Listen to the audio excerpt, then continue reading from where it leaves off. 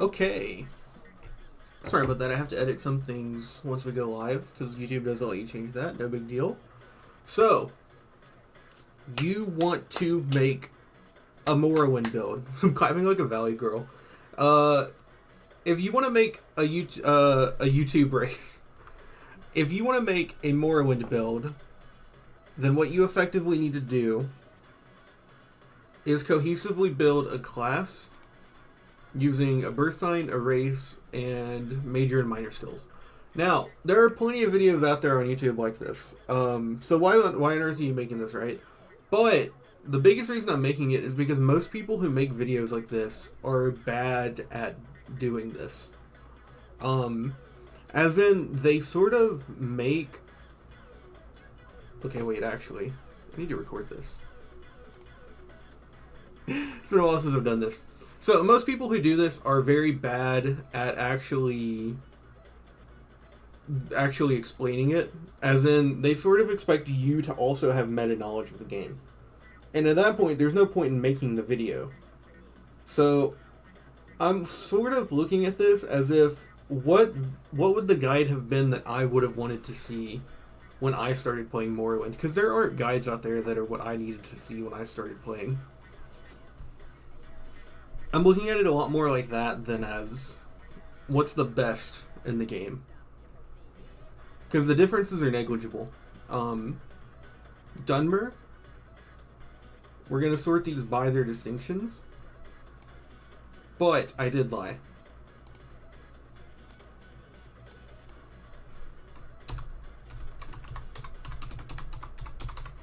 And then we'll make it blue for the Dark Elves. The first time you play this game, I really heavily recommend that you play as a Dunmer.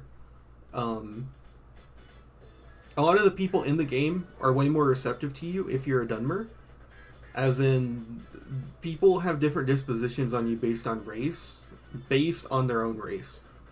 So in the game, orcs all like each other more, and Dunmer make up the majority of the races that you'll see, and other Dunmer tend to like you more if you're a Dunmer. On top of that, they have pretty excellent starting stats. Yeah, pretty good speed. That's very important for a first-time player. And the only thing you're missing out on is willpower and personality if you're a male, which kind of gets negated by the fact that like 90% of NPCs are Dark Elves. So it doesn't really matter that your personality stat is actually low. Other than that, this is actually a really good starting race. Excellent speed, 40s, a lot more than 30s. That's what you want to see. The other most important thing that Dark Elves get as a racial ability is their resistance to fire, which is passive. So, passive effects are really hard to acquire in Morrowind. It's very, very difficult to get a passive effect, like something that is always active. And just basically being immune to fire, 75% is enough that you can tank fire attacks, is like massive the entire game. Especially when fire is one of the more common offensive types that you'll run into. On top of that, your daily power is Sanctuary. So, because of the fact that hit chance exists in Morrowind, you also have an evasive stat for enemy hit chance. Sanctuary, I believe, Ancestor Guardian is what it's called. There's no title for it. Okay, whatever. Basically, you start with a spell that gives you, I believe, 40 to 60 points of Sanctuary. And that is like insane in the early game. That's also pretty good late game, too. It basically, early game makes you impossible to hit, and in the late game is like it's a get out of jail free card in the entire game. It's an incredibly powerful tool for new players that don't really know how to build a cohesive class right away. Just being able to have a free get out of jail free card in every battle, because you can always just wait 24 hours with no consequence. It's like really incredible. That's why Dunmer is absolutely should be your first build. Now you don't have to, obviously, but if you like actually want help getting into the game, please be a female Dunmer. It makes the game easier. And I will specify, we don't have different genders for the races here. Being a woman is better in this game because it helps you find a master trainer easier. It helps you in the main quest with someone named Curio, and it will also help you with that same character if you decide to do one of the great houses, House Lalu. So being a woman is better. It also makes it easier to get help from one of the Telvanni as well. So being a woman is better in Morrowind. Sorry, men. Oh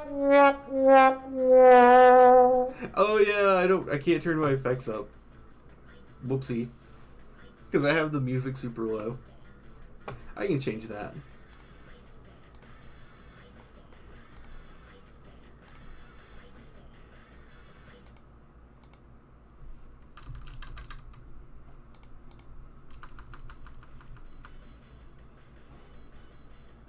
Here we go. Now, so Dunmer, obviously, king of first build. If you're going to do Morrowind and you're desperate enough to look up a guide, absolutely be a Dunmer. Look at these skill bonuses, too. So, Dunmer, Dark Elf.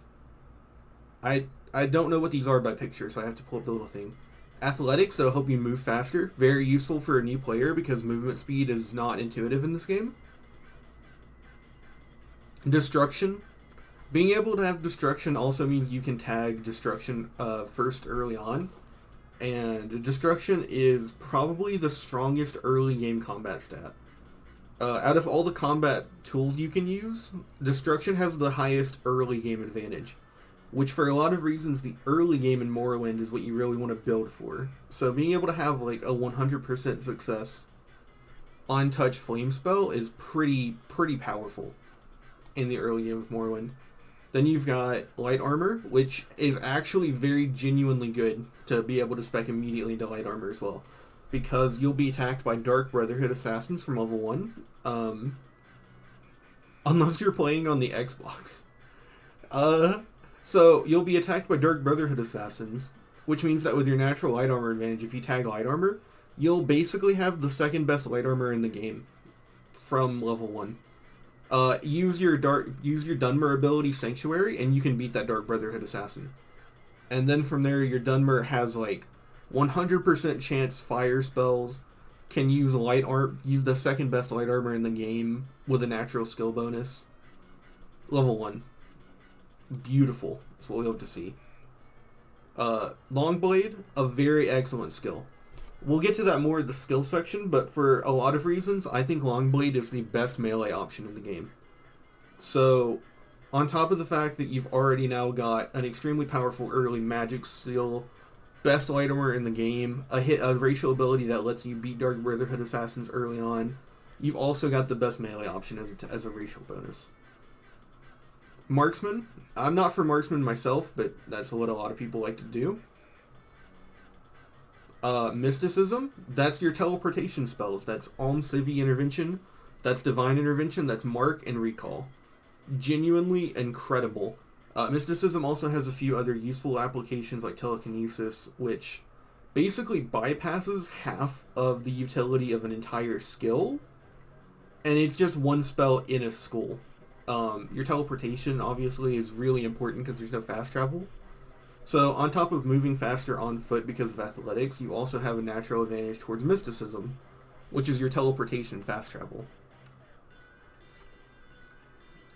Mysticism also does things like, in the late game, you can do things like Absorb Health, which is just like your fire damage, but except for damaging the opponent, it'll drain the opponent, which means it'll do the same damage and then heal you. It's incredibly powerful late game. And Shortblade, obviously. Shortblade is, for a few reasons, worse than Longblade, but one of the most powerful weapons you'll get in the game is a Shortblade, so I mean, hey, that's nice, but it also just gives you the flexibility to choose Longblade or Shortblade early on. They're both very comparable, but I just think Longblade is better due to it being dependent on your strength attribute, which is more cohesive than Shortblade, but either way, Dunmer is just all around like the best starting class. If you need a guide, right, I would highly recommend you pick Dunmer. That was a very in-depth look. Most of these will not be that in-depth, but It's almost amazing how cohesively they designed Dunmer to be like the starting class.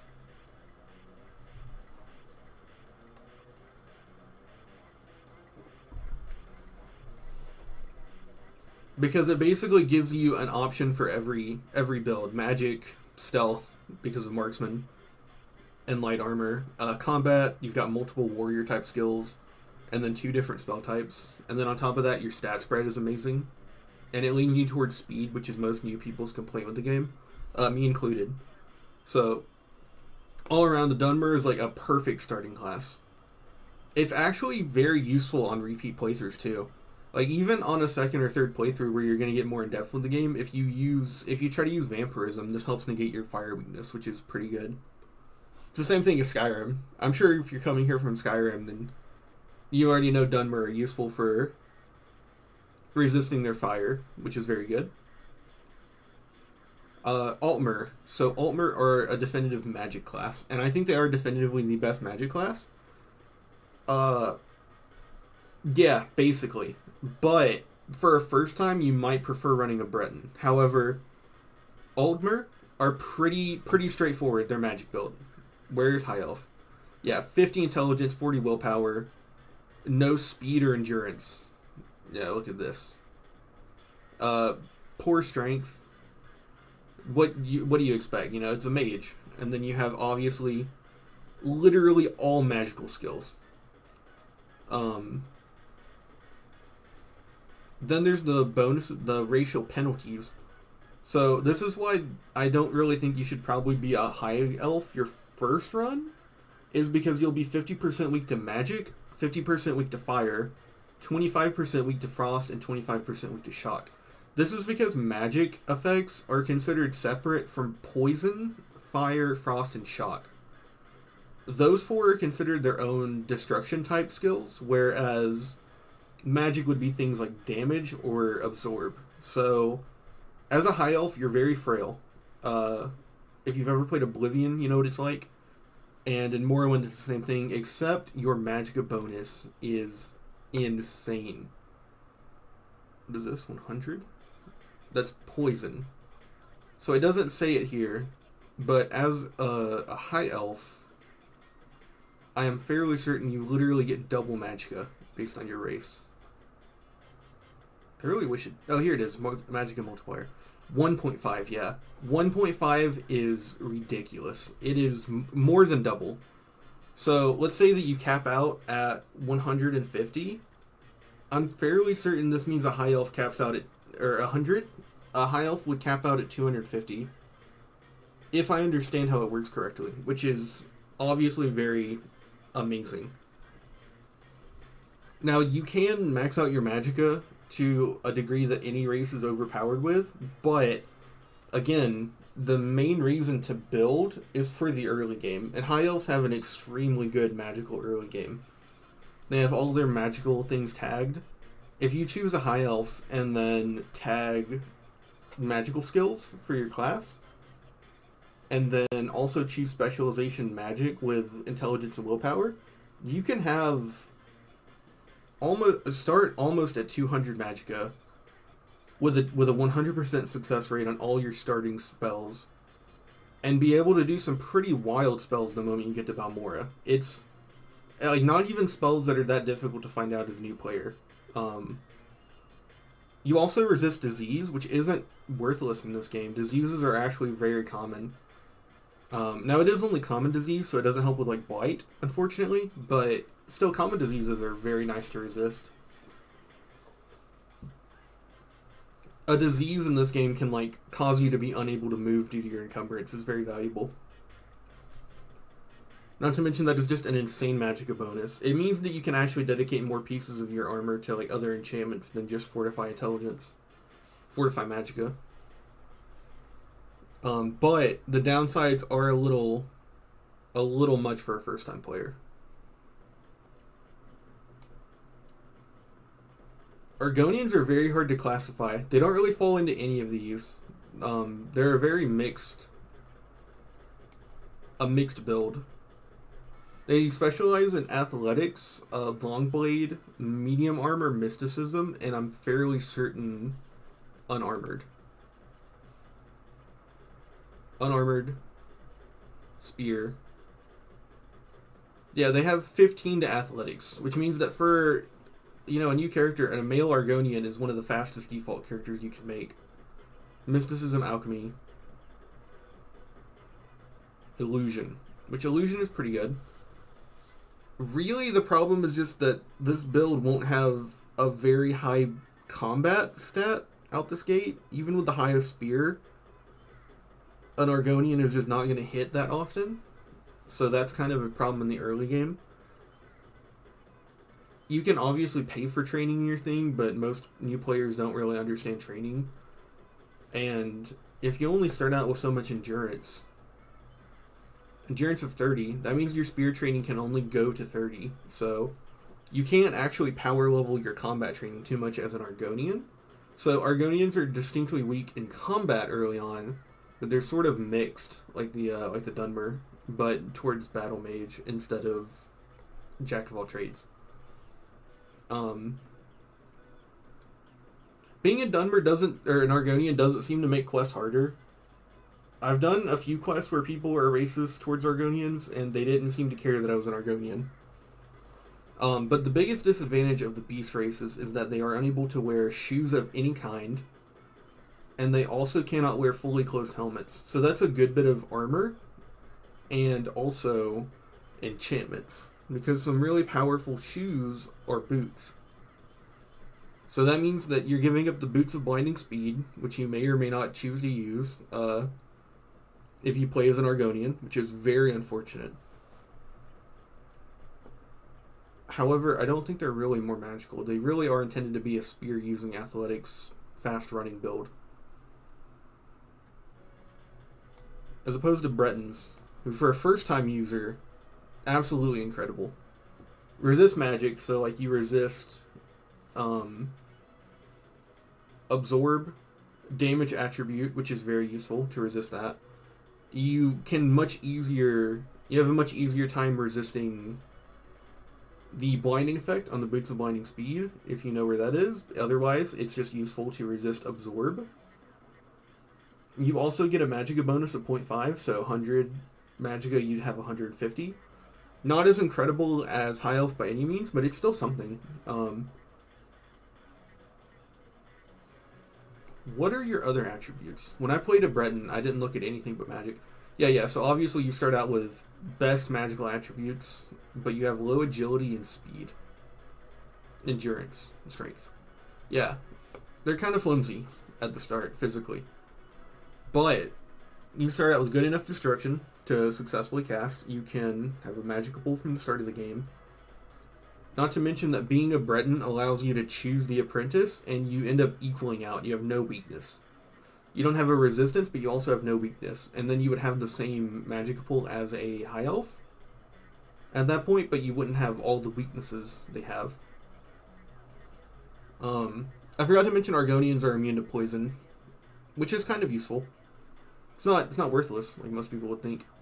Argonians also cannot water breathe in this game. They don't have passive water breathing. It's a spell that always casts, which actually gives Argonians an interesting niche, because it means that you can train your alteration up easier. Because getting if you don't spec with skills like magical skills in Major, you can have a hard time making any spell 100% cast, and Argonians always have an auto cast on Alteration. So you can power level Alteration very easily, just when you're walking around as an Argonian, which is very cool. But yeah, Bretons are, for a new player, just a strictly better High Elf, because you don't end up with all those weaknesses. And you can end up with just as big of a magical pool if you choose Apprentice. And even if you don't, a new player isn't going to know how to do all the powerful spells that are super expensive. So for a new player, just having extra magicka for like basic spells is probably more useful than having this giant magic pool, but like dying to fire, because you got kind of slightly burned. Next up is Bosmer. So I have never played a Bosmer, because I do not mess with stealth very much. No strength, no willpower, no endurance. You have really good agility and speed. So you're going to move fast, and you can use marksman right away. You have a better chance to hit than any other build. That's pretty good. What else do they have effects-wise? They resist poison and disease. That's very valuable.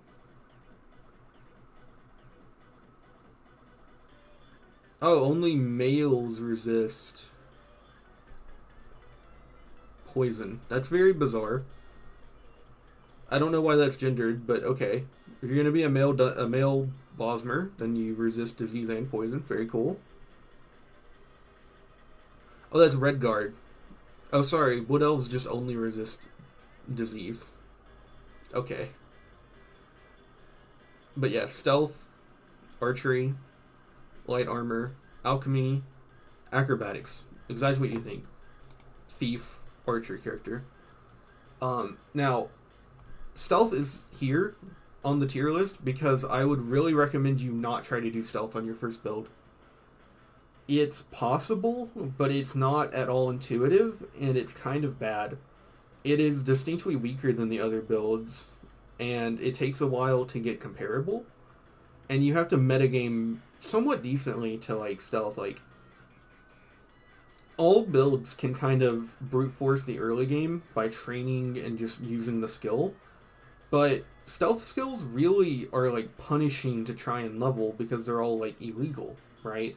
Like, if you're going to try to, like, lockpick or sneak into people's houses or pick doors without getting caught or pickpocket people, the punishment is more severe than with a warrior who just gets hurt a little bit more in a battle. Or with a mage who runs out of magic and has to rely on, like, a dagger they're carrying or something. But as a thief, the punishment is, like, money and jail time, which as a thief, you don't want to lose your money because you're doing it all for money as a thief, right? So the punishment is worse at low level stealth, and the reward is marginal compared to the other tilt builds, especially magic. So I would recommend you not try to do stealth on your first run. Otherwise, though, it's obviously, I think a Bosmer is the strongest thief character. Those are really incredible stats. The Imperial, I'm going to consider light stealth because they are a jack of all trades build. 40s, 30s, 50 personality. Yeah, they're meant to be smooth talkers. Blunt, hand to hand, light armor, long blade, mercantile, speechcraft. No bonuses, no magic difference. It's very middling.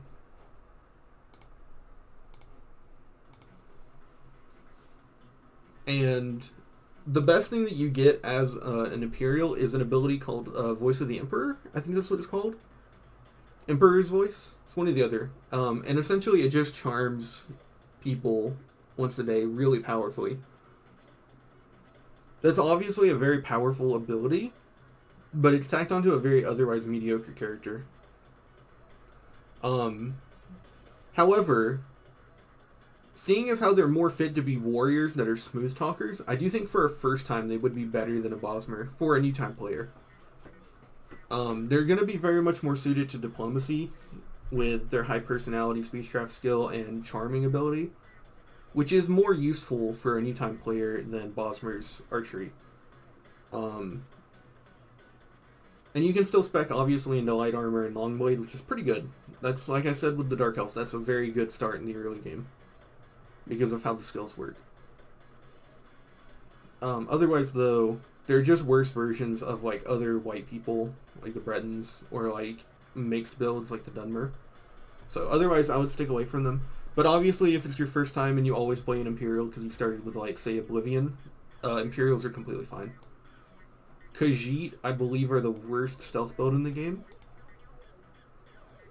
30 willpower, 50 agility. That's pretty good. You have a good hit chance off the bat. I did play a Khajiit on my pure thief run, but it didn't get very far. Yeah, you've got a lot of minor bonuses and a huge acrobatics bonus. Ton of different advantages. Hand to hand, obviously, athletics. But you come with the caveat that you can't wear the boots of blinding speed, which pretty in like insanely benefit an acrobatics type run. So I guess that's why they do that, to kind of make up for it. I guess as a new player you won't find it, right? So you're stuck without shoe wear, a lot of helmets. You're treated very poorly by society, just like the Argonians. You have a natural disposition loss with a lot of people.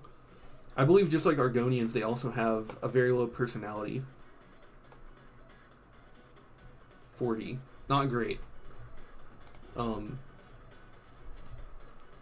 But they're sort of meant to be more of like a dagger hand-to-hand build than a marksman type thief. I'd say that it's better than a Bosmer on a first time, but that it's more so a race that you pick because you like the Khajiit. Realistically, one of the only things that comes as a great benefit to being a Khajiit is I think other Khajiit like you, which I think helps a lot in the early game due to you going to Balmora and interacting with Ajira and Ravir. That's very useful. But other than that, you don't get very much benefit from being a Khajiit. I believe you get a Demoralize spell, which is pretty cool, but it's not going to... I don't think it's going to consistently win or lose you battles. Next up is Nord. Immediately better than Argonian. You just have a ton of endurance, which we haven't really gone over yet because most of these haven't had high endurance. Nord males have 50 endurance, which is the highest you can get with. Endurance affects your ability to gain health per level. Every time you level up, you get levels of health based on your current stat that aren't retroactive. So even if you choose a Nord and then never invest into endurance again, you still have more health over time than if you pick an Argonian and don't invest in health over time. That makes Nords just like a powerful, immediate, like long-term investment with like no effort. Because it is more health by default. They also have really good combat stats. I believe they also have insane strength. Yeah, Nord women and men are both jacked. 50 strength, so you're doing insane damage off the bat. All the weapon skills. You are completely immune to frost, and you resist shock 50%. Which are both things you'll notice the entire game. It means you can take frost astronauts with like literally without caring. You'll end up with a ton of health. It's very easy to get high damage.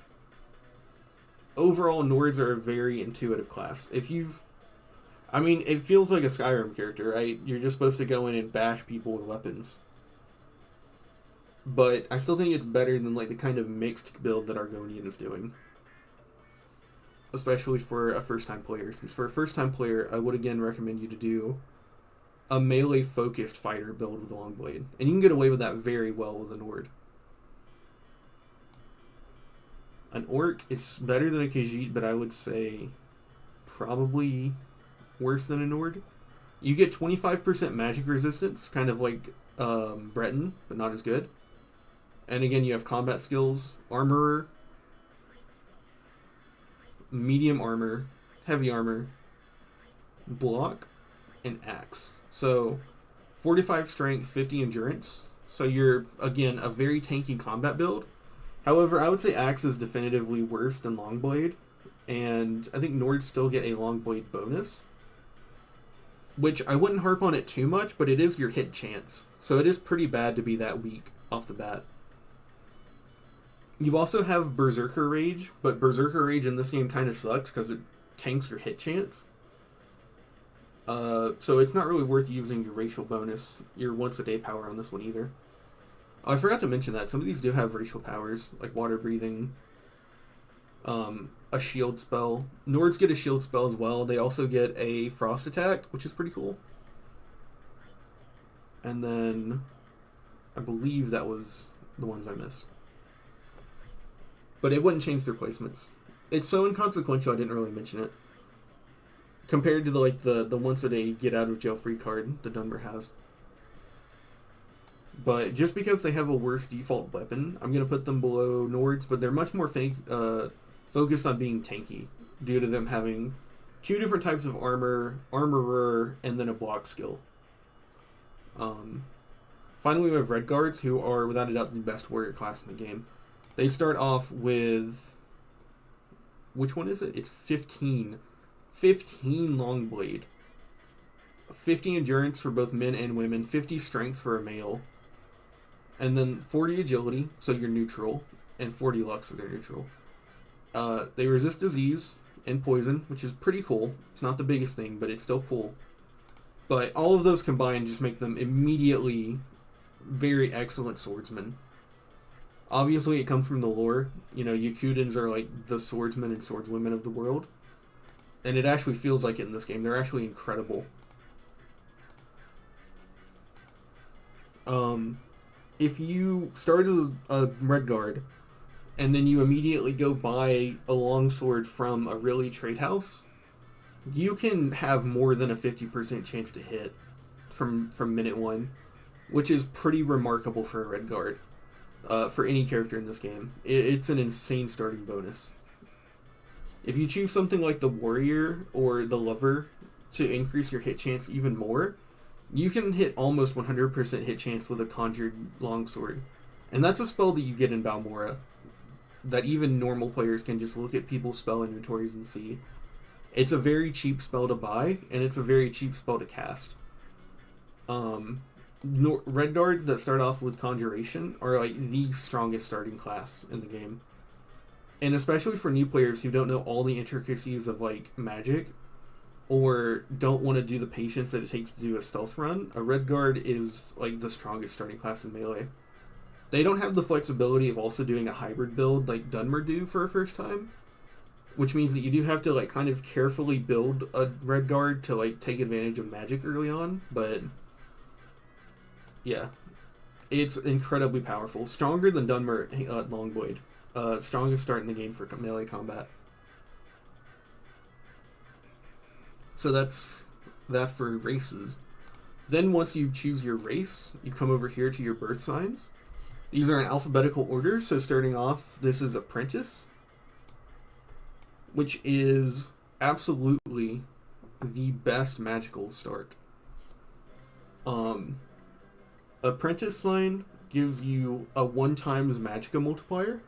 I believe it's 1 times. No, 1.5. I was underestimating it. 1.5 times magicka multiplier, so high elf magicka multiplier. In exchange for 50% weakness to magic. But unlike a high elf, you don't have the elemental weaknesses too. Only magic. A Breton can take this and be neutral, and any other build can take this. Orcs can take it and still help, but any build can take this and only be 50% weak to magicka, which outside of elemental isn't too prevalent in the game. It's mostly traps on chests and like high level Daedric enemies, like Telvanni agents. There's not too many situations where you go up against raw magic.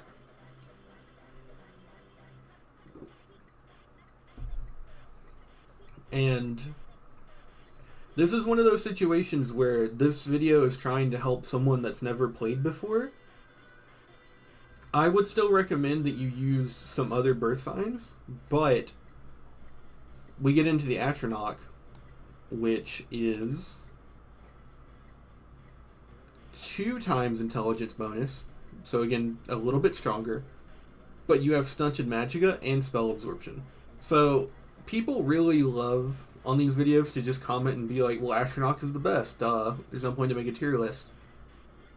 But a new player does not know how to circumnavigate the Atronach bonus, the Atronach detriment, that you do not recover magicka.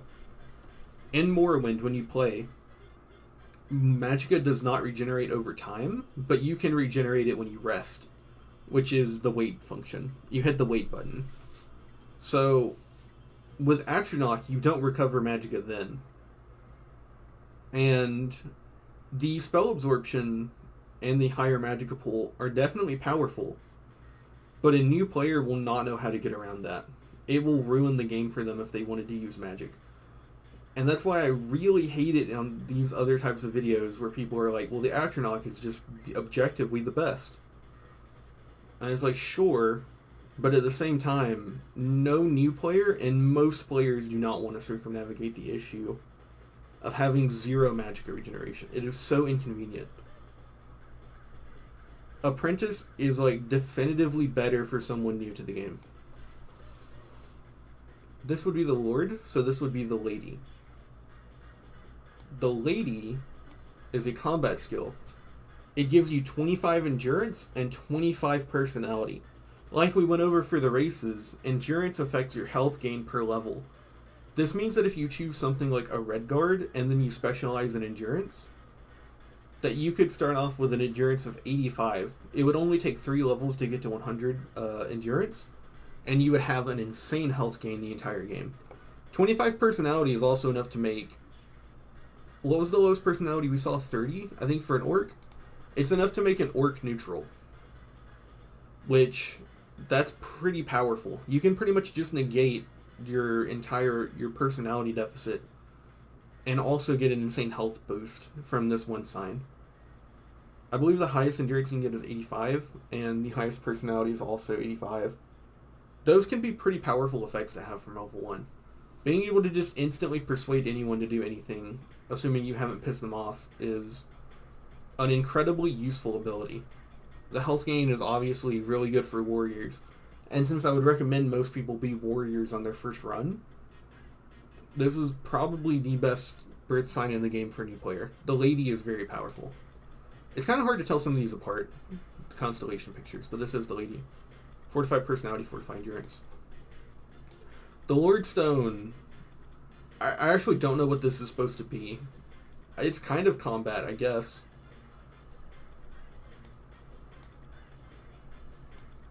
It's terrible, though. So, you get a Blood of the North. It restores health 2 points for 30 seconds on self. The way that overtime spells work is that it's multiplier. So, 2 times 30 is 60. So you'll recover 60 health from this. However, if you come over here to the Lover, I believe it is. No, then it's the Ritual. Mars Gift, restore health, 100 points on self. It's actually just a worse version of another birth sign with a weakness to fire 100 points, which is stronger, which is a worse downside than any race. Yeah, we're just going to create an entire tier called the Lord, put it down here. They say purple used to be royalty, right? Now, if that's the Lord, then this is Lover, which is a 25 point boost to agility with other benefits, I believe. Fortify agility, 25 points on self. Paralyze on target for 60 seconds. Paralysis is okay. The 25 agility will make it so that every player that chooses this has a bonus to their own evasion stat, as well as their chance to hit. And considering that chance to hit is one of the biggest obstacles to getting into this game, this is, and I'm going to put it in combat, probably one of the strongest starting stones in the game.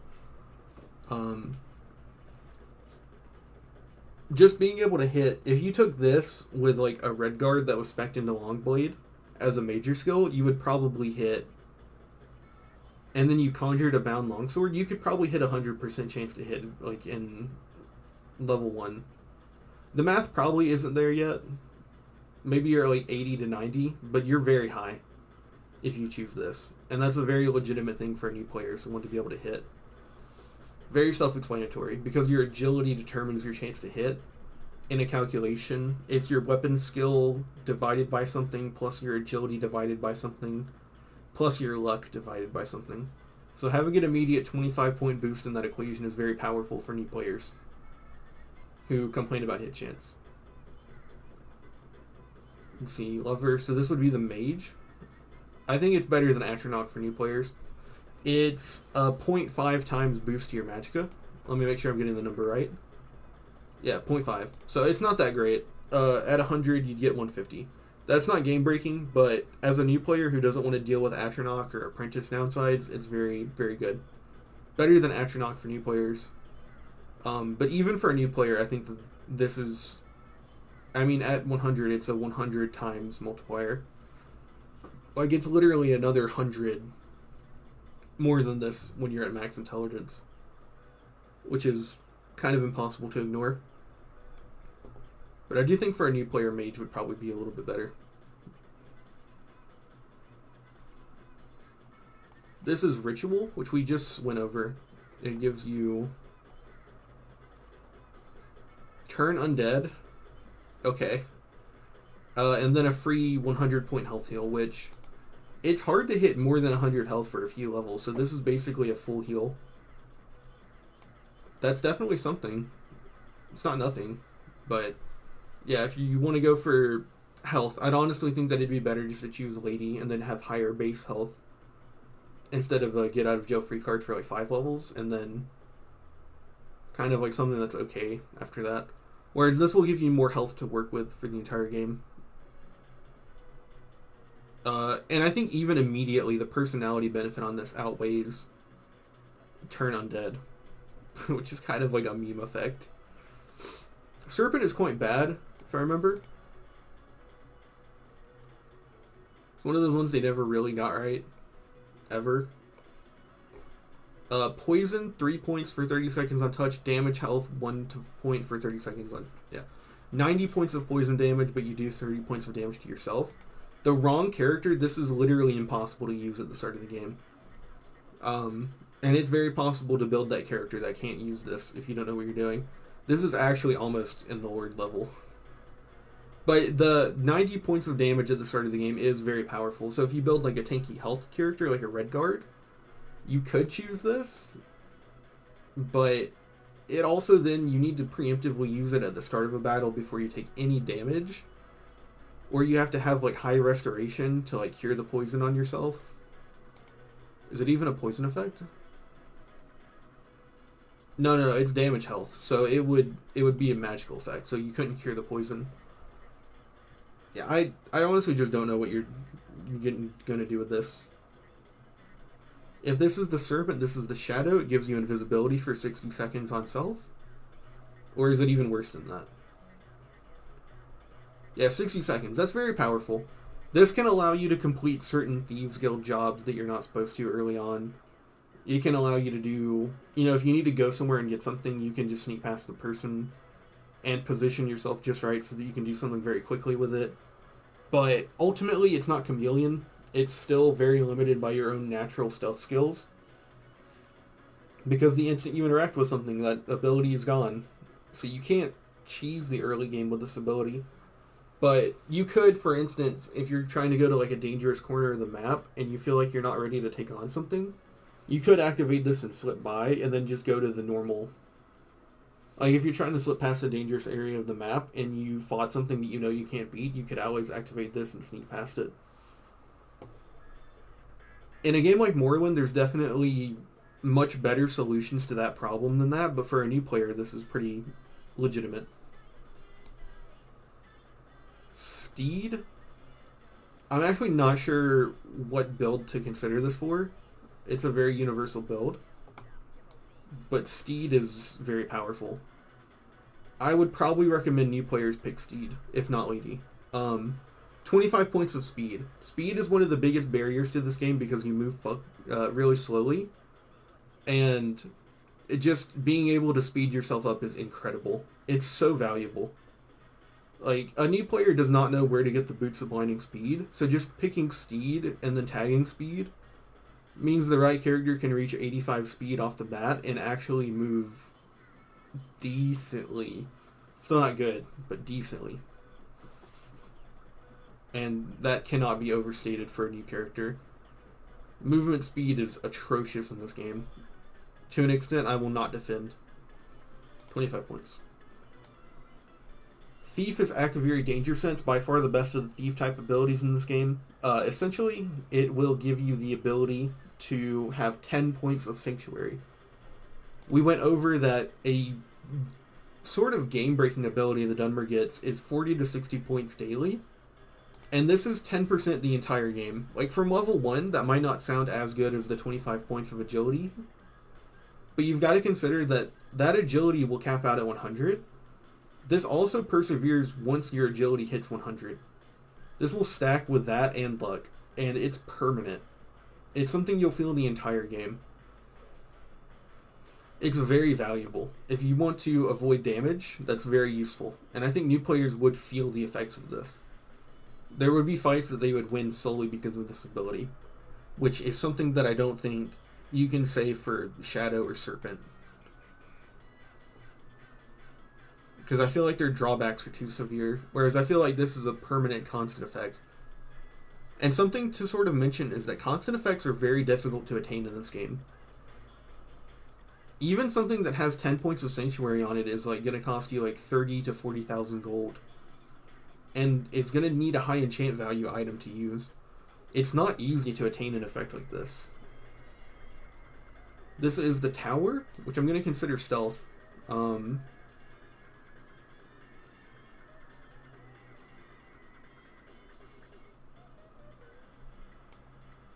The Tower is pretty bad. It gives you a 50-point unlock spell, which even a new player to the game can just buy that spell and just save scum RNG roll with that spell. And if not that, then you'll just find tons of lockpicks everywhere, and you'll find scrolls of unhinging. Literally the first dungeon you get sent to for the main story has scrolls of unhinging in it. So the Tower is by no means useful, even for a new character. Like, I'm assuming a new character would just follow the main story, and open 50 points is not that valuable.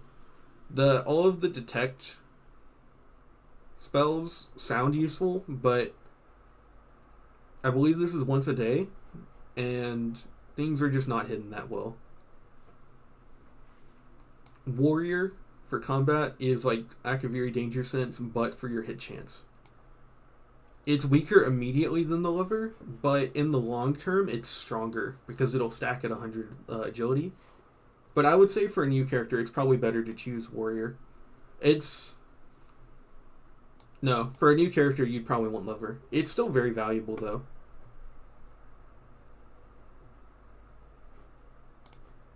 And this would be this. If you're trying to build a new character, I would recommend that you pick the Steed. It's really bright. Let's get that darker. Yeah, there we go. Blue horse. It's like Bojack's jeans. So, if you are building a new character, stay away from the Lord. Don't ever pick the Lord. And pick Steed. Next are skills. So whenever you're building a character in Morrowind, you get 5 major skills and 5 minor skills. Major skills receive a much bigger boost, I believe either 15 or 10 points, and minor skills are either 10 or 5 points. All major and minor skills will contribute to your character's level up, and miscellaneous skills will contribute to your level up attribute bonuses, but not your level up progress. If you've played Oblivion, you understand how this works. If you're a Sky Baby, it's not that complicated. You pick Longblade, and you level up Longblade 15 times. You level up. You pick Longblade. You don't pick Longblade. It's a miscellaneous skill. You level up Longblade 100 times, and you don't level up. It's very simple. Does it make sense? You could argue about it. I don't care. It leads to a better gameplay experience. So, that's what makes Morrowind have its charm.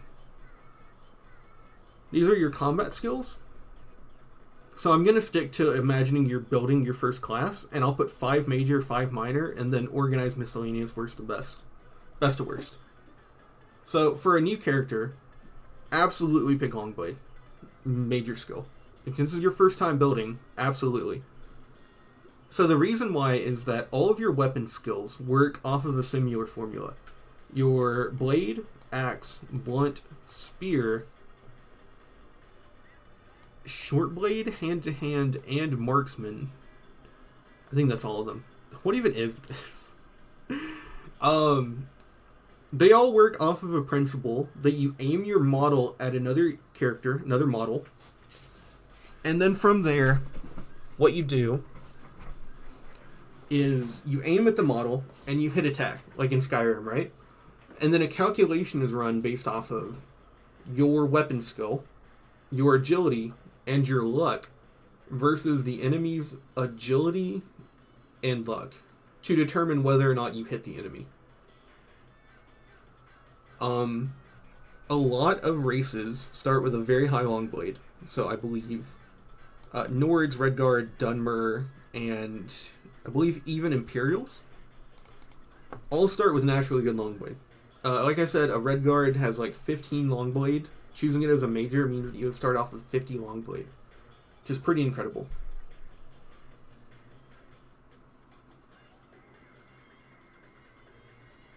I got a burp.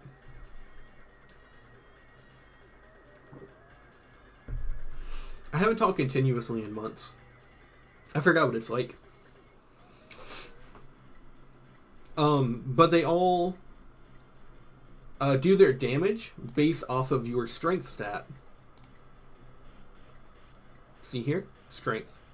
Now, the reason that Longblade is the best is because it's naturally intuitive. It's in your strength category. So using Longblade makes you more accurate, and on the level up screen, if you pick Strength, that makes it do more damage. This also makes axes and blunt weapons very good. All three of them are very good options for a first-time player. Because obviously, you use the weapon, as it levels up mid-use, you aim better, and on a level up, you get a cohesive strength bonus to do more damage with the weapon. So they're cohesive, right? It's very easy to get as a new player if you just do this. However, all the other combat skills I went over are a little bit less intuitive. I would say Blunt is slightly better than Axe. Now, the reason Longblade is the best out of the three is that it deals some of the most damage for being lighter to carry. You have a better variety of long blade options from the start. You'll find more unique items that are long blades, and some of the best items in the game are long blades. In the main story, you'll get Mage's Bane if you're a bit of an explorer. You'll find Mage's Bane very early on, which is pretty excellent. Bound Longblade is insane in the early game. And there are set locations where you can even get very powerful weapons. I would say that most of the enchanted weapons you'll find as drops on enemies, if you just do quests like early on, will also be Longblade. So you'll find like Viper Longblade, like Spark Sword Longblade. Whereas like really good axes and blunt weapons are more rare. I will say there are better blunt weapons set in the world. In the main quest there's Sunder and Scourge that you can get during the main quest if you explore. Whereas Axe really just doesn't have anything for it in the game that I'm aware of. You can find a decent enchanted axe in Sadanin if you explore. But I guess for a new character, yes, they'll do better in the early game. They're very comparable. Now, when you get to Spear, distinctly worse, which is unfortunate because I love Spears. I even tried to make a Spear build my first time and it went very poorly. So, Spear is actually dictated by endurance. Just so you know, I'm not lying. Spear. So, this creates a really weird scenario where you're using your combat skill and leveling up, but you're getting health instead of damage. Now, that it kind of makes sense for it to be endurance, because it's about like running and keeping your distance and repeated jabs, but cohesively, it makes it much harder for a first-time player to manage their damage output. Because that means you have to then go to like an alternative means to raise your damage output per level. Which a new player probably doesn't have the patience or like ability to reason out because the game doesn't explain anything, really. So like unless you're choosing what are your strength attributes, unless you're like leveling these, armor and acrobatics, you're probably not going to have a good strength increase if you choose Spear. We'll go over it now because it functions identically despite being a different class. Short Blade is like Long Blade, but very smaller. You use daggers, tontos, and short swords. There are still better short swords than spears. including the main story, and you find these very early and consistently. You'll be constantly upgrading them. The Dark Brotherhood assassins that will chase your character from level 1 always work with short swords. So if you just keep assassins after you and you level your short blade, then as your skill goes up, you'll get better short blade drops from the assassins. So there's never any worry about whether or not you'll find better short blades. And obviously, one of the key items in the main quest is a short blade that has some of the best enchantments in the game on it. So, short blade is very excellent. The only problem is that for a new player cohesively at the start, you don't get the strength bonus from leveling it up. Short blade will level up based on speed, which is, I get it, but it makes increasing your damage much more difficult. Which, considering it already has lower damage than all of these, it's not working so well for a new player. But obviously you can make it work. Hand-to-hand functions like these as well, but it's very different.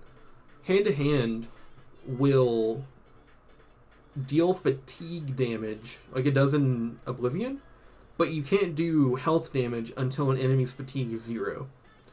I should stress that this actually isn't a more difficult combat style than the others, but it's very tedious, and new players will not have the patience for it. It is definitively the worst combat style in the game. I don't feel bad for saying that. It's really janky. If you're playing on Morrowind Script Extender, you can install mods to make this viable, but this is a vanilla tier list. In vanilla, hand-to-hand is very bad. It requires either modification or co-building with illusion magic. And like, new players are not going to mix hand-to-hand illusion magic and like something else. You got to be really dedicated to the Iron Fist lifestyle to make it work. I would not recommend this to a new player. Marksman works the exact same as these, however, it's actually more cohesive. It's the most cohesive thing in the game. So your hit chance for all weapons is based on agility. All of these run off the agility calculator. However, your marksman will deal damage based on agility, which means that every time you level up with this as a +5, you get +5 chance to hit and +5 damage, which is even better than melee weapons. The only problem is that it has a bit of a weaker start. Thrown weapons are harder to find, arrows can be a bit more difficult to track down, and from what I've found in the game, there's not as many good consistent drops for bows as there are for the other weapons. I would put it above Fist for a new player. Obviously it can work, but the weapons themselves are just hard to find. Like, playing the game a lot, you won't find very many upgrades. You'll probably be stuck with something kind of bad until you just randomly stumble upon a Daedric bow. It won't feel very good as a progression, unlike Longblade, which you'll be constantly upgrading and finding new ones, increasing your strength. This one will be more powerful because of the agility bonus, not the bows themselves. Heavy armor is very good as an armor skill. That is heavy armor, right? Yes. However, the downside is that it is heavy. Even a set of medium armor in this game is at least 100 pounds. Heavy armor can reach 300 pounds in terms of how much it weighs to carry around. And unfortunately, it is definitely the worst armor skill in the game. The max you can get your weight to carry out at is 500. Carrying around high tier armor sets will eat up more than 3/5 of your weight. And there's really just no world where that's worth it. To me, at least. Obviously, you can get some insane enchant value on Daedric armor. You can rush Daedric armor if you're willing to look up a wiki, but you have to carry it, and it's just never ever worth it ever, unfortunately. Do not pick heavy armor as a new player. It's worth it to train into, because you can mix armor sets. In fact, one of the most iconic characters in the game, Smokescreen Killer, Morrowind. Smokescreen Killer, here we go. Whoa, that's, okay. There we go, look at him! That's what we wanted to see. Yeah, he mixes steel and light armor together. So this character, right, Smokeskin Killer, if you wanted to build him, you would build into light armor, heavy armor, and unarmored to mix all of the different armor styles. That can obviously be worth it, and there are certain pieces like the Daedric Tower Shield that have the best enchant value in the game, so you might want to, in the late game, invest in training your heavy armor. But as a new player starting in Satanin, don't pick heavy armor. It's not a very good choice. Similarly, medium armor I would actually say is worse, even though it's technically better. You have bone mold armor, orcish armor, and ordinator armor, and that's it. You can't wear ordinator armor without angering a faction of people that you're going to deal with the entire game. The bad choice to wear that. Orcish is kind of rare. There are a few sets where you can get it, but it either needs to be stolen, and it requires an immense amount of game knowledge to do. You can get bone mold in Balmora pretty easily, but it's very heavy and it doesn't offer much protection. And it's rarer to get upgrades than it is for heavy armor. At least with heavy armor, you would be progressing in upgrades all the time. Like iron to steel to dwarven to whatever. But medium armor has like 3 sets in the base game. And unless you go to DLC areas, you're not getting much more. I would say these are stay away from classes. Now block functions very differently in this game than it does in other games. Block, I would say for a new player, because you're choosing Longblade, it means you'll always have the block effect active. So block happens on a dice roll, and you have a chance to block.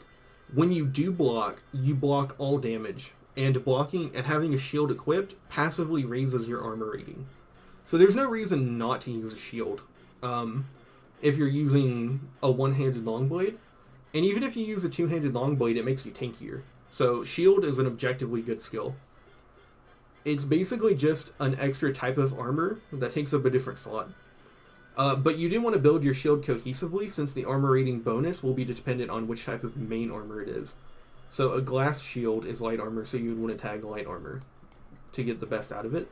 But even using a glass shield with a two-handed Daedric Claymore equipped, you get the enchant of the shield, and you get the armor bonus. So this is just good for new characters. It makes you bulkier. Like TLDR, it helps your bulk on top of armor. And it can save you a lot in some battles. Once you get that block to like 40, maybe 50, which is not too much to ask. For a new character, if you tag it as a minor or a major with the right race, you can start winning battles you would have lost because you block damage at the right time. Armor is very useful, and I think a new player would probably like to tag it, at least in minor. Whether and how much you repair and whether or not you successfully repair damage to your armor and weapons is RNG based. Having a higher armor skill makes it better. This is mostly useful if you want to do light armor, because light armor tends to break down very quickly. And for reasons we're going to get to, I think that you should choose light armor as your armor type. So armor has more value because of that decision. But if you're going to do medium or heavy armor, and you're going to do things like clubs instead of swords, then it would probably be better to not choose light armor. But for a new build, just choose this to make some things quality of life easier. This is athletics. For a new character, tag it as a major skill. Athletics increases your run speed, and it has a bigger effect on your movement speed than the speed stat itself. I don't understand how or why, but that's how it works. Equipping the Boots of Blinding Speed at level 1 with no modifiers is about the same speed as tagging Athletics on an Argonian and then taking the Steed Stone. They're actually comparable in speed, because Athletics has that much effect on how fast you move. Choosing it as a major skill will make you level up without actively choosing to, which is a little annoying for like min-maxers, OCD people. But it's fine, because you don't need to micromanage your levels in Morrowind. Especially if you're not increasing the difficulty. Just play the game and level up. Now, I have no clue what these are. Is that destruction? Yes. That's why it's all the different corners. Okay.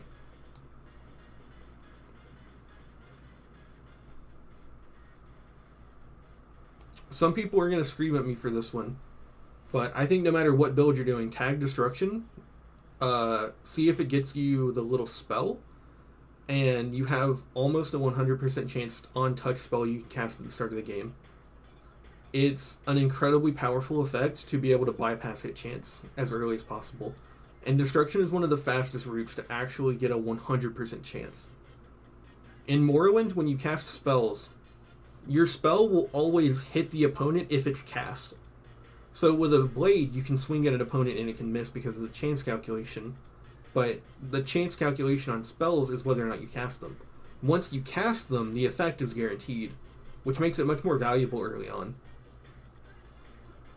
You have a different slot for weapon and spell on your character, as in you ready your weapon with X, and then you ready your spell with another button. I play on controller, so I don't know what it'll be on keyboard. But you ready your magic hands, your little jazz hands, with another button.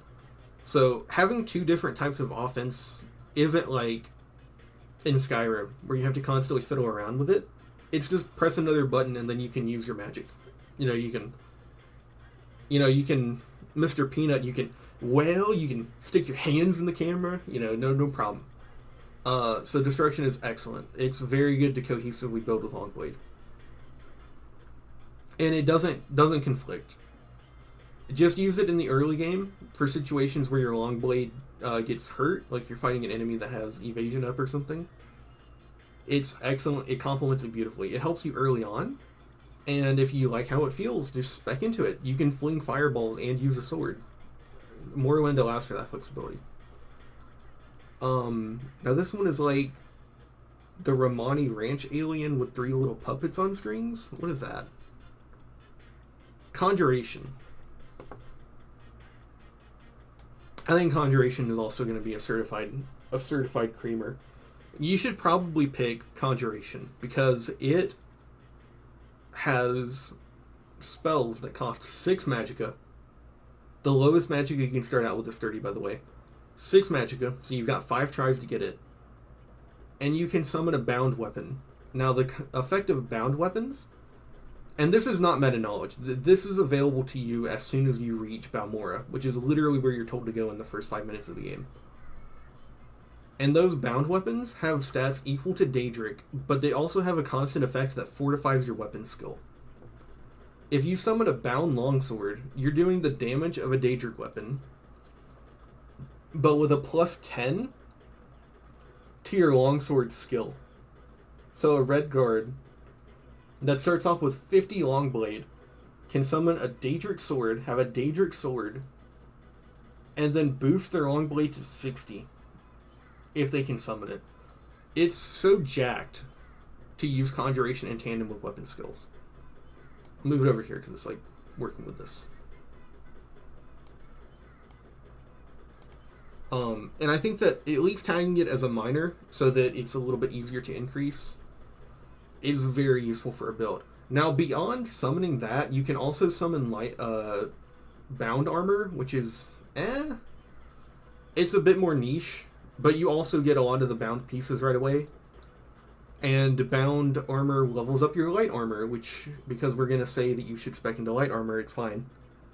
It has the same stats as unarmored maxing out, but you can get all the pieces right away.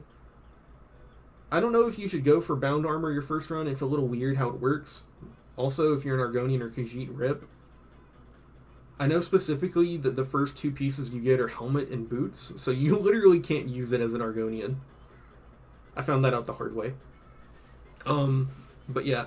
And then in the late game, you can summon, like, creatures. If you use one of the birth signs that gets you over 100 magicka, you can start summoning creatures in the mid to late game, which can be kind of useful.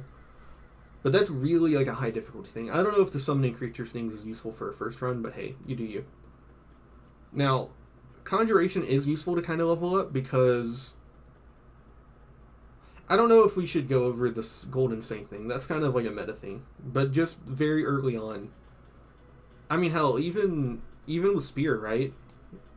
It's hard to build a class that will get really high Spear. Bound Spear, plus 10. You can probably get it to almost 50% hit. Like, any build that just tags a combat skill in Major and Conjuration in Minor to summon a bound version of it is pretty much set for the early game. It's just a bit tedious to summon it. What is this one? It looks like you've got little, like, bitcoins. I think that's Alteration. No, that's Mysticism. Tag Mysticism as a major skill. Mysticism affects your chance to cast spells in Teleportation, Telekinesis, Soul Trap, and Absorb, Reflect, and I think Damage. It's one of the strongest schools, which is so weird to say knowing where it ended up in Oblivion and the fact that it doesn't even exist in Skyrim. There's no fast travel in this game. You're walking. And the fastest way to speed up walking is to teleport. You get one mark that you can mark somewhere. So mark it somewhere like, say, in Balmora. Mark it when you get off the Satanin Silkstrider. Mark it right there.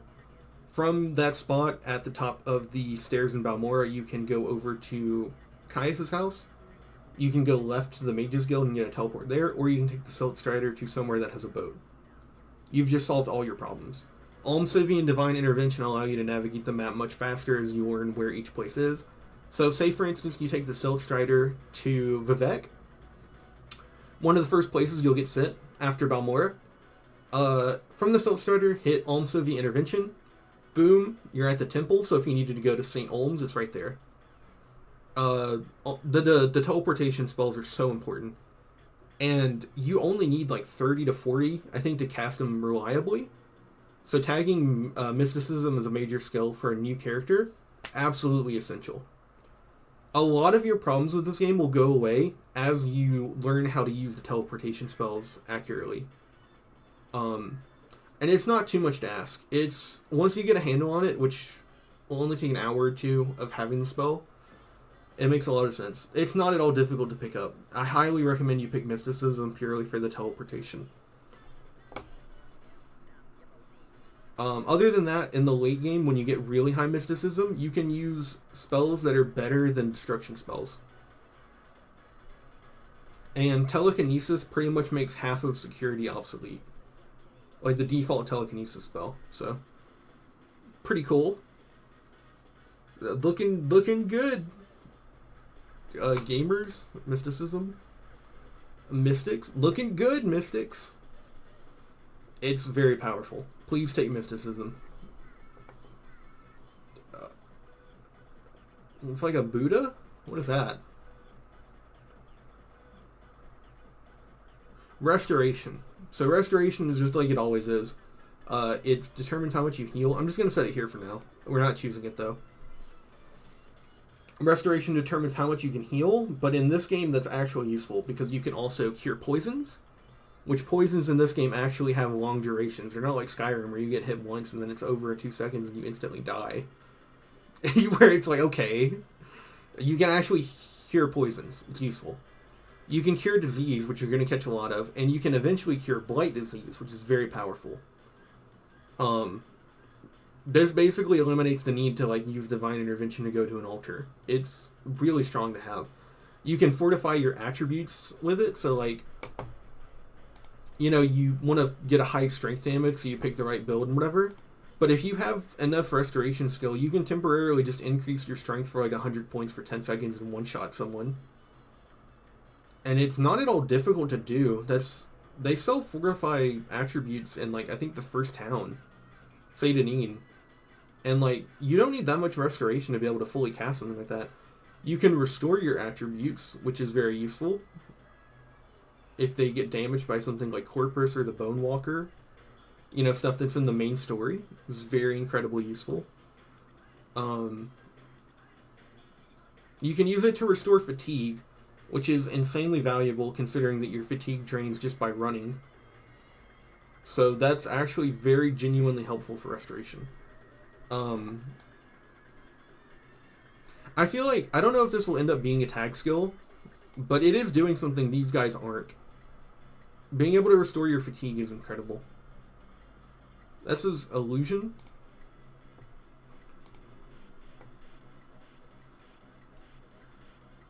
I don't know if I can say to recommend this for a new time player, but I'm going to put it right behind Restoration. You get charm spells. Granted, charm spells like cost more magicka than you'll ever have. You kind of have to like go into the spellmaker to make charm viable. You get things like frenzy, but that's more of an exploit. I don't think normal people will understand how frenzy works. You get chameleon and invisibility, which are like insanely high cast cost and low cast chance spells that have very limited application. Like, illusion is one of those spells that's very powerful once you have a meta understanding, but for your first run I would not recommend tagging it. It can literally replace Speechcraft as an entire skill, but the problem is you have to like sort of exploit the game a little bit to do that. In like ways that I don't think they fully intended for you to do.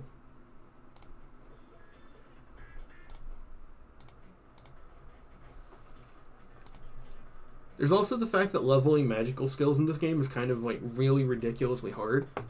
So I would only really recommend it for like skills that have very early game opportunity that don't need to be leveled, or that are worth the leveling. I don't know that I can say that for illusion for a first time player. I also think if you abuse illusion on your first run, it'll take a lot of the magic out of the game. Because I think a lot of the stuff with illusion is not meant to be done the way it is. So I would probably not rely on it in your first run. Is this alteration? Yeah. Alteration, certified creamer. Alteration affects your ability to use the unlock spell, which combined with telekinesis for mysticism can literally just negate security as a skill. You can water walk with it, you can water breathe with it, you can swift swim with it, so water traversal is completely taken care of by like level 30 alteration. You can use shield spells, just like in Oblivion and Skyrim. You know how that works. Very useful, of course. You can use levitation, which is like one of the coolest things ever. You can literally just fly. Like, let's go. Yeah, like literally just fly. It's literally required for the story, too. You'll need to find a way to levitate at one point, so you might as well tag this. And messing around at the Spellmaker with Alteration is one of the most powerful things you can do in the game. You can do 100 points of jump for 2 seconds, assuming you have a way to land. You can make a really weak levitation spell that lasts a while so that you can traverse over dangerous areas. Water walking avoids like 99% of Slaughterfish and Drew. And like a lot of the early game areas are filled with water, where like tons of enemies will swarm you. Alteration is a very legitimate skill set in this game. It's absolutely incredible. Just for levitation alone, I would recommend it. And then you also have, like, open, which negates, like, an entire skill. Like, they really just said, like, this is pretty good, but we also need an ability that invalidates security entirely. The only problem with it is that alteration cost chance can be pretty low. You'll actually need to get a fairly high alteration to abuse it to its fullest, unlike some of these others. But that's why I recommend you tag it as a minor and get a head start on it.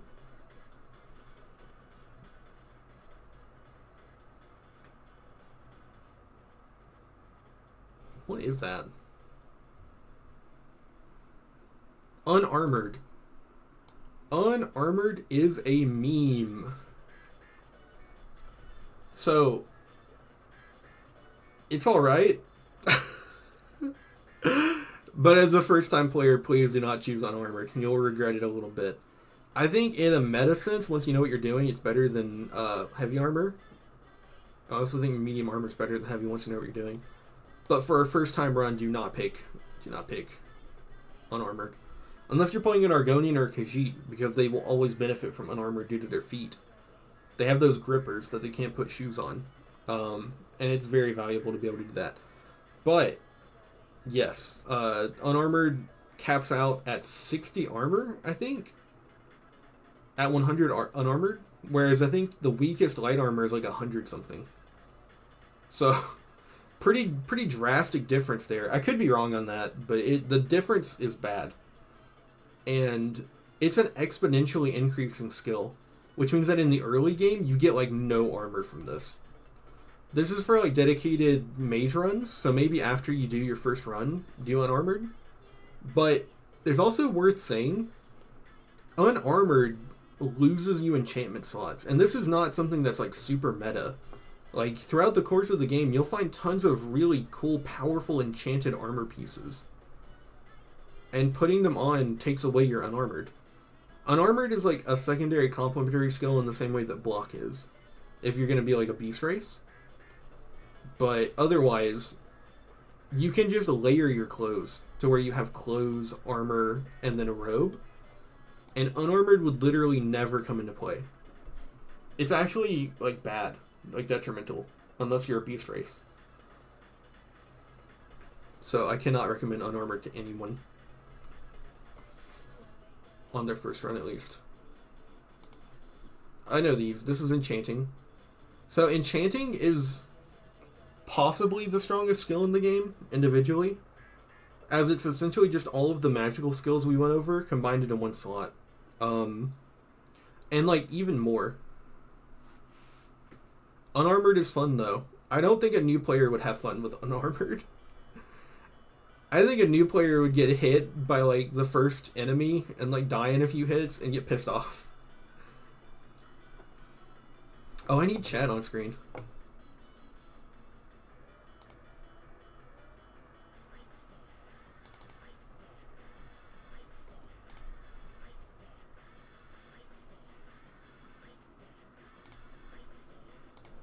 There we go, that should work.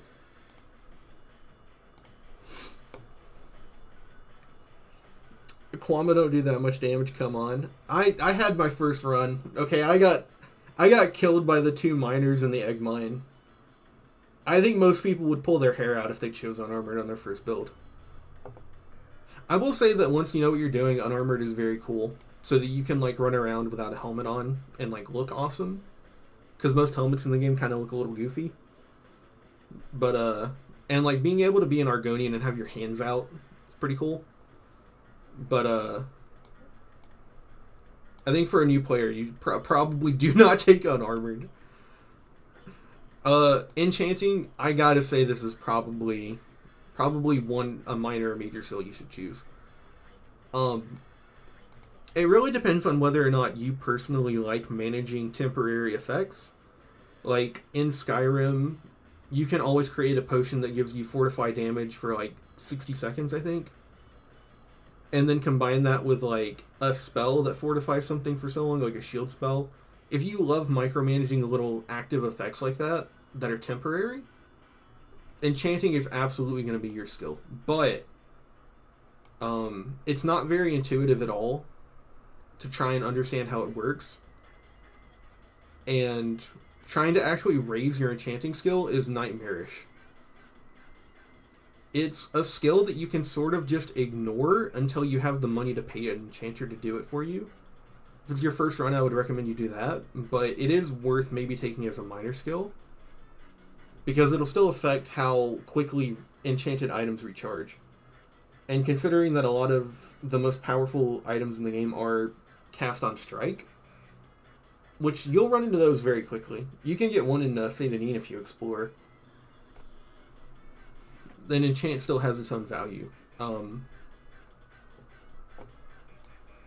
But I don't think it'd be worth majoring into on your first time. Alchemy, I'm going to put at the top of Misk. Alchemy is probably the single strongest skill in the game. It's either alchemy or enchanting. But if you don't know the exploit, I would stay away from alchemy. Alchemy is really bad outside of the exploit. I think alchemy is okay. Once you get it to like 50, you can start making money off of it. Enchanting levels from using the items too, though. Yes, you get a very minuscule amount of experience for using an item. So you can level it a little bit. If you used enchanted items the whole game, you'd probably get enchanting to 30. So. Like, you can just play an ad hoc mage with just enchanting depending on what you find. Yeah, it's very powerful, but I don't think a new player would understand it quite at that level. I've used it in place of destruction with the little rings you can find. We'll keep it as minor, because you can still find quite a bit of rings, enchanted rings, and then just alternate between them in battle. That's actually something a new player might actually do too, because rings are very lightweight. Alchemy is very powerful. With the exploit, it can invalidate every other skill in the game, very much like the restoration loop from Skyrim. But that is very much an exploit, and you need to know how to do it. You will never stumble across that alchemy thing. A new player will never stumble across that alchemy exploit. Not to mention that alchemy is one of the skills most hurt by the RNG of the game. You need really high intelligence and really high alchemy skill to actually make your potions reliably. We're talking like near 100 intelligence, over 60 alchemy, before it feels like you almost rarely see the failed potion thing. Which, like, for a new player, it makes the first, like, 50 levels of the skill almost worthless. It's really hard to raise out of the ditch without just paying for training. And the potions you make aren't terribly useful until you get a higher alchemy anyways. When you use the exploit, it is the strongest skill in the game, like, to an insane degree. But most people don't want to use an exploit that just invalidates the game. There's not much difference between using the alchemy loop in this game versus just using console commands to beat enemies. Most people don't want to play their game like that the first time. Which leaves light armor as what I would say probably the last major skill you want to choose.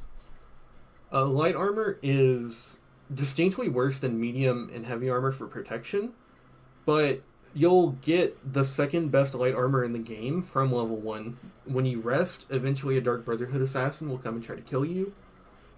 If this is your first time and you're using a Dunmer, literally just using your Sanctuary effect can win you that battle. And there you go. You have the best armor in the game that you're going to get until you find a full set of glass. This is something that's baked into the game. The assassins come after you, and they are actually beatable. It's not like you have to exploit the game to beat them. You just need to have like a long blade and a conjured Daedric longsword, which is like 6 magic cost, and you can do it. It's going to help you the most on your first run because light armor is extremely light. It doesn't take up a lot of inventory weight. It's easy to acquire the second best armor in the game. And if it's your first run, you're probably going to suck eggs at fighting, so having that protection doesn't break the game either. If you know what you're doing, light armor breaks the game, but I would say for a new timer it's about right. It'll help with that non-linearity that Morrowind has, where you can enter a tomb that's like really not meant for you, like a level 1 character. This can kind of help you a little bit with some of those jumps. But it still doesn't let you just walk into a Daedric Ruin at level 1 and like actually fight your way through like you're supposed to. The only downside of Dark Brotherhood armor is that it has no enchant value, but you're probably not going to enchant a full set your first run. So I don't think that's worth worrying about too much. Other reasons to pick light armor? Light armor that you can stumble on the main quest is some of the best armor in the game. During the main quest, you will go to a location, and if you explore and have the abilities, like we mentioned in Alteration with lockpicking, to snoop around, you can find the best armor piece in the game. So, light armor also has some of the best artifacts, which is very cool. Sneak, I would obviously not recommend for a new player. It can sort of be replicated by illusion, but your sneak skill still plays into a lot of sneaking. Even with level 100 chameleon, like 100% chameleon, you will still need to have a sneak skill to like sneak around. Sneak also dictates pickpocket, which is bugged. So in vanilla, your highest possible pickpocket chance is 56, with 100 agility, 100 sneak, and 100 luck. So good luck picking a pocket. Sneak also doesn't give you insane damage bonus multipliers, so it's not like in Skyrim, where sneak is like really powerful with like daggers or whatever. It's mainly useful in the early game for just evading encounters entirely. If you see something like a cliff racer and you don't think you can take it, just try sneaking, you know. But for a new player, is not going to get much use out of sneak, as opposed to like long blade armor being very intuitive. Acrobatics. Acrobatics is very useful. Depending on how you feel about all these, you might actually want to tag acrobatics instead. Acrobatics affects your ability to jump and your ability to reduce damage from falling. Very simple, but it's very useful. Areas like Vivek, which you'll get sent to very early on, being able to just jump down between the cantons and survive the fall is very valuable. Tagging it as a minor or major to be able to do that from level 1 is very nice. But it's one of the skills that can also be like completely, basically negated by magic. Not even very like meta-wise, just very easily. Like with levitation. Like a default levitation spell is basically better than like level 100 acrobatics. In the sake of like exploring areas and stuff. I think really the biggest thing with this is just reducing fall damage, which is cool. It is very good. I'd put it like right above illusion. Yeah, if you're not using the exploit alchemy, it's not very good. So like we said, security is basically negated by 2 other spells, but you might not be able to reliably cast those spells very early on. It does have some utility for basically every build. Just carry around a few lockpicks and probes. They're very lightweight, and just use them when you can. I do think alteration is better. So is mysticism for telekinesis, but you know, for a first-time build, just use it. Just pick up the items and use them as you come across them. It's one of the skills you can get away with just trying, even at level 5. As opposed to something like alchemy, which feels absolutely terrible to use at level 5. You can kind of brute force security a little bit more. This is speechcraft, which is, even for a first-timer, pretty worthless. It will affect your ability to bribe people, but if you don't know where to spend your money, which a first-timer probably doesn't, you'll end up with a lot that you can use to bribe anyways. Illusion invalidates speechcraft, but that's probably not for a first-timer. I'd probably put it above alchemy, just to kind of look out for. And mercantile, which is worse speechcraft. It affects buying and selling prices, which is very useful, but as a first-timer, you probably don't even know where to spend your money. Most shops don't have like amazing stuff to spend your money on for a first time, other than like Revere's Daedric weapons, Daedric in quotes, which are like one-time purchases, and then you use those until you find like a Daedric equivalent. So speechcraft and these are very not worthwhile skills. However, there are quite a few missions in the game where you will need to raise someone's disposition. And mercantile and speechcraft both interact with the persuasion minigame, persuading or bribing, which can both be very useful. So this is more or less how I would build your character for a first time, if you want to get the most out of the game. Be a Dunmer, pick the steed, expecting a long blade, destruction, athletics, mysticism, light armor, conjuration, block, armor, alteration, and enchanting. This is based mainly on how equipment progression works in Morrowind, and most people's general complaints with the game on a first run. Obviously, as you start to sort of meta build a little bit, illusion is one of the best skills in the game. Restoration is invaluable. Unarmored does have its place. Things like short blade are better. Spears are pretty good. Some of this changes around as you get a little bit meta. We sort of went over that a little bit, but for a new time player, this is what I would recommend. I think that's about it for this. I wanted to record this as a stream instead of a video, but I'm going to be back in just a little bit and start stream again and play some Morrowind if you watch this and you want to come back to that.